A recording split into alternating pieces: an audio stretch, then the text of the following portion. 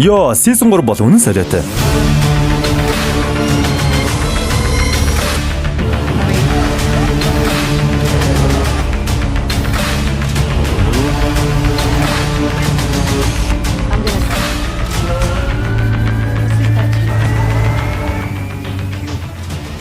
Ингээд Black Mirror цувралын season 3 эхний ангийг та бүхэнд ярьж өгье. Nose Dive-ийн анги нь эр хүндийн огцон монолт гэж хувьдаа утгачлаж орчууллаа. Гэхдээ энэ ангийг өөр сууг бас ярьсан байх шиг байсан. Хүсвэл тэндээс үзэж олно шүү. За тэгээд кинонд оръё.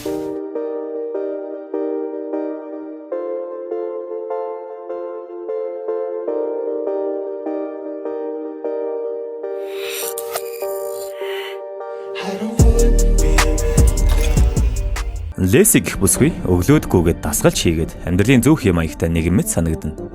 Гэхдээ тэр сошиал ертөнцид нэлээд донцсон болол тойдог. Хүмүүсийн постуудыг харан үнэлгээ өгнө.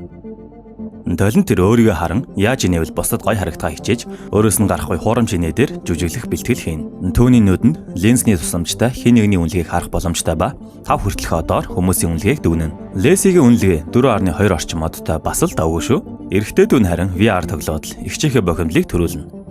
Тэд сарын дараа байраа суллах хэрэгтэй тул Леси удахгүй шинэ байр үзэх шаардлагатай болсон. Киноны өнгө тавилт нь ер нь ягаан дулаахан өнгөтэй байх ба энэ нийгмийн өнгөн дээр гой сайхан харагдах хуурамч төрхийг ч харуулж байгаа мэт. Леси барьмантай сайхан харилцаад өндөр үнэлгээ авна. Мөн өндөр үнэлгээтэй хүнтэй тааруул бүр үнэхээр хүчилж инээгээд сайхан аштайгаа харуулах нь 5 од горлож байгаа л хэрэг байх. Авсан жигнэмэ нэг хазаад амтгүй байсан тул буцаагаад гаргачихна. Харин сошиал дээрээ эдсэн юм гоёмсаг харагдах зураг дараад постлол үнэлгээ нь багахан нэмэгдлээ. Лифтэнд 4.6 одтой хүүхэнтэй тараад хамгийн дотны найзтайгаа уулзж байгаа юм шиг л аашлна. Леси өөрийнх нь постн дээр багын найз Наоми үнэлгээ өгснийг хараад 4.8 одтой болохыг нь анзаарна. Гэтэл 3.1 одтой залуу түүнд уух юм өгтөл офис тэр аяараа л Леси рүү эвгүйхэн харна. Яг чаваас найз охиноосоо салтал ойрт ойрных нь найз охиных талд байгаа учраас эрэгтэйд нь муу үнэлгээ өгөөд байгаа юм байна л да. Хэрвээ 2.5-аас доош орвол бүр ажилчгүй болох бололтой. Тэгээд л мэдээж хүн амьтанд тал засах нь тодорхой шүү дээ. Тэгтэл Лесигийн үнэлгээч жаахан буурчхав. Өдийн цайны үеэр Леси шинэ байшингаа үзэхээр ирнэ. Леси ч мэдээж сонирхоод бүр хосоороо энэ байшинд яаж амьдрах зорилгыг бэлдэж харуулсан байлаа. Гэтэл төлбөрийн үед жаахан үнэтэй гих ба инфлюенсерийн хөнгөлөлт идэх боломжтой гэдгийг нь хэлнэ. Гэхдээ тэхийн тулд 4.5 одтой байх шаардлагатай. Леси мэдээж болцолд нь хүрэхгүйг бид мэднэ. Тэр фид гүйлгэж өндөр одтой хүмүүст 5 одыг бол харамгүй л өгч байлаа. Харин түүний дүүн 3.7 одтой ба үнэлгээнд нэх ач холбогдол өгдөггүй бололтой. Эгчийнхээ орохыг хүссэн газрыг ч аз жаргалтай харагдахгүй байна. Чи өөрөө ч ийм газар тэнцэхэргүй гэдгийг нь хэлнэ. Леси сошиал аналитикийн зөвлөгчөөс хэрхэн 4.5 оноо авахыг асуудал чиний тойрогч нь доогуур зэрэглэлийн хүмүүс байна. Чи 18 сарын дараа оноондоо хүрэх боломжтой. Гэхдээ бүүстлвэл өөр хэрэг гэх нь тэр. Бүүстлэн гэхээр өндөр оноотой хүмүүсийн сэтгэлийг татаж аж оноо хурдан нэмэгдэх боломжтой юм байна л да. Тэгэл хүн болгонтой сайхан харьцаад харин доогуур үнэлгээтэй залуу нь бүр 2.4 болоод ажил руугаа ч орж чадахгүй байсан ч түүнийг үл тооно. Лефтэн таардаг хүүхэндээ бүр идхэн барьж гүүгээл долгонож гарна. Гэхдээ ийм хуурамч хүчилсэн харилцаанд хэн дуртай байх вэ дээ? Түүнд 3 оноо өгчөж. Өндөр оноо авах нь гол нь чи өөрөө шүү дээ. Үннээрээ өөрөөрөө байвал хүмүүс чамайг хүндлэх гол түлхүүр. Харин Леси нөгөө 4.8 одтой найз болох Наомитой холбоотой нэг чихмэлийг постлно. Энэ нь ч үр дүнгээ өгч шүү. Гэртээ өөрийнхөө хийдэггүй амттнаа хийж байх үед нь Наоми залгана. Удаан холбоогүй байсан хуучин сургуулийн найзууд боловч түүнийг хоримдаа урьжээ. Тэгээд бүр Леси хормын гэрш болж тайзан дээр үг хэлүүлэхийг хүсжээ. Леси хөл толгойн хүрэхгүй баярлаж байхад дүүн түүнийг сургуульд нэлээд шогддог байсныг хэлэх боловч Леси зүгээр л тоглоом байсан гэд өмөрнө. Маргааш нь бөөн баяр байрныхаа төлбөрийг оноо нь хүрээгүй байсан ч хийчихлээ.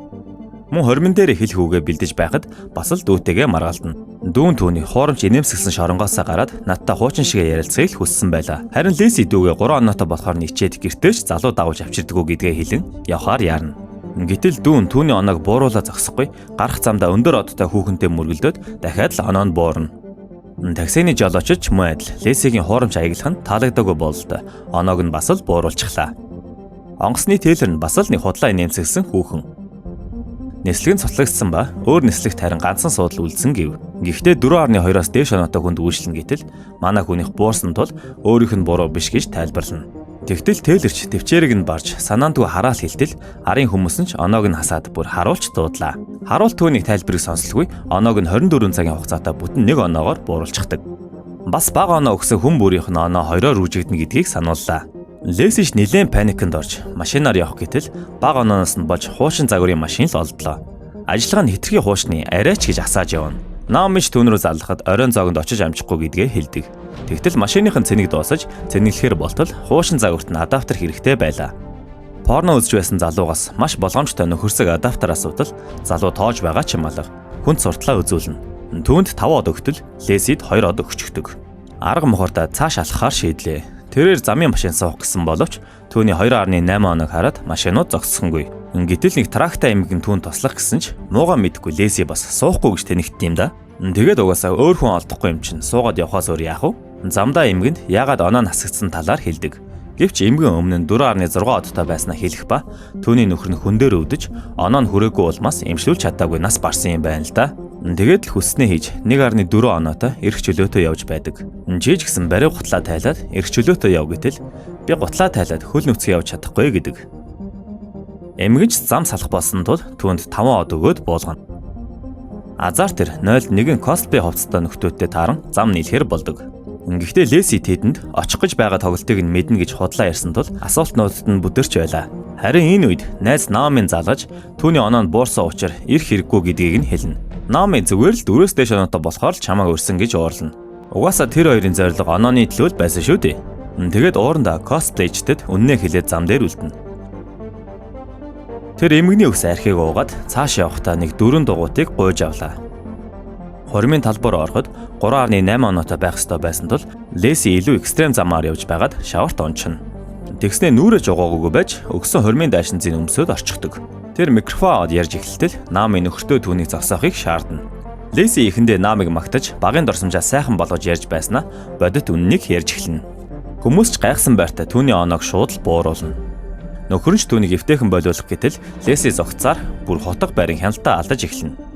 Тэгээд тэр хүмүүсийн хуурамч байдлыг зохиос дурдж Наомиг грек найзтай нь унтсан гэдгийг олны өмнө хэлнэ. Гэтэл түүнийг бурхны авралаар хэн нэгэн дэгэд чунгаагаад хамгаалагч нар бариад явлаа. Бас өгүүлсээр л Наомид сайн гэж байгаа мó муулах гэж байгаа мó тодорхойгүй.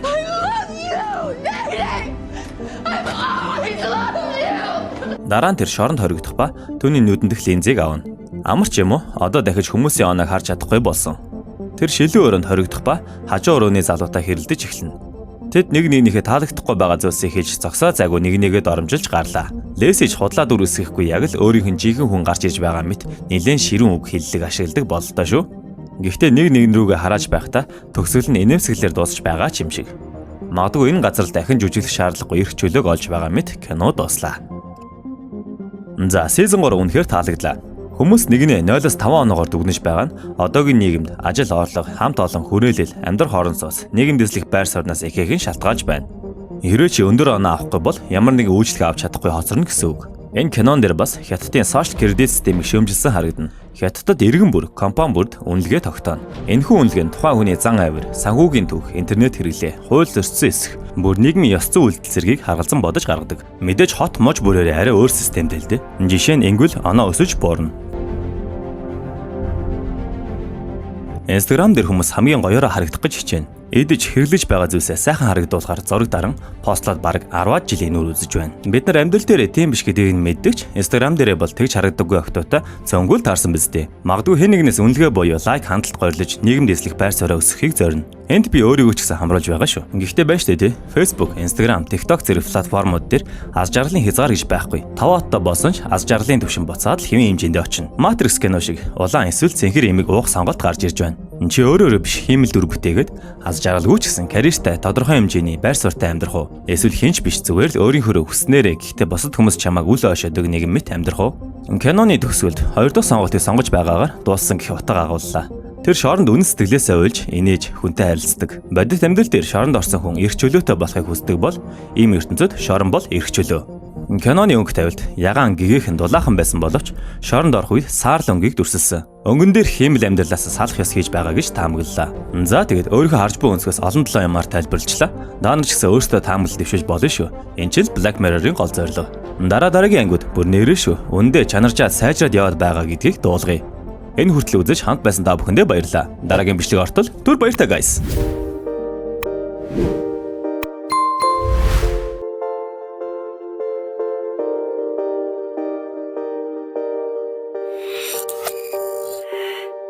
I don't would